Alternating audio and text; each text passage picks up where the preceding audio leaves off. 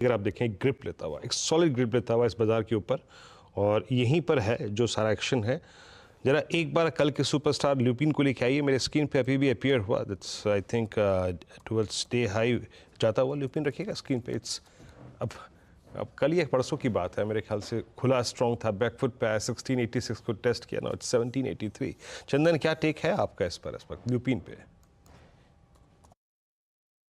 बिल्कुल वीरू, देखें Nifty pharma कहीं ना कहीं एक मेजर मोमेंटम में वापस बिल्ट हुआ है पिछले 3 दिन से, और यहाँ पे 10-12 दिन का कंसोलिडेशन ब्रेकआउट होकर वापस नए लाइफ टाइम हाई पे हुआ है। तो सारा का सारा फार्मा यहाँ पे कंट्रीब्यूट करता हुआ नजर आ रहा है, और इसीलिए हमने यहाँ पे जायडस और दूसरे फार्मा की बात की। अब हम ल्यूपिन की बात करें तो कल के दिन काफ़ी अच्छी एक्टिविटीज़ हुई थी, वॉल्यूम्स काफ़ी बड़े सर्ज हुए थे, और कल के दिन जो ब्रेकआउट हुआ था वो लगभग 100 डेज के बाद में ब्रेकआउट हुआ था।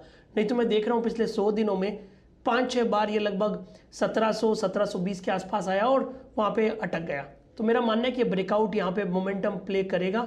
1750 के आसपास का सपोर्ट सफिशिएंट रहेगा इमीडिएट स्विंग को प्ले करने के लिए। ऊपर में 1840 तक के अपसाइड इसमें बनने चाहिए। टेक्निकली मंथली चार्ट में देखें और वीकली चार्ट पे देखें तो एक typically longer pole and flag का पैटर्न का ब्रेकआउट हुआ है। तो ये पैटर्न उसी हिसाब से 8 से 10% के मोमेंटम को प्ले करता हुआ नजर आना चाहिए।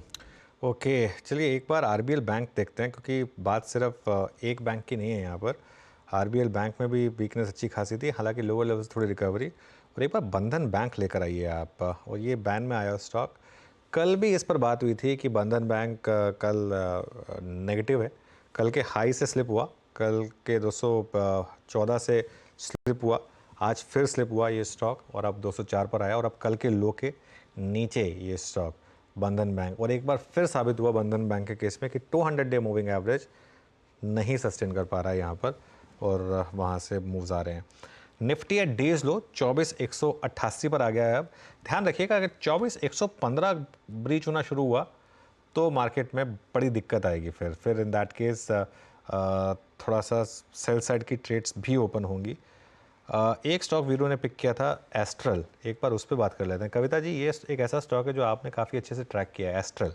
एक बार इसका चार्ट चेक हो जाए। या कुछ मूव्स हम देख रहे हैं एस्ट्रल में बनते हुए। इवन एलएनटी भी कुछ मूव बनाने की कोशिश कर रहा है, बट स्ट्रेंथ अगर देखें तो एस्ट्रल अभी एज ऑफ नाउ 2412 के लेवल पर है। यहीं पर इसका रेजिस्टेंस है। 2415 के लेवल के ऊपर काउंटर निकलता है तो अपने प्रीवियस हाई 2454 2480 की तरफ ये बढ़ता हुआ दिख सकता है।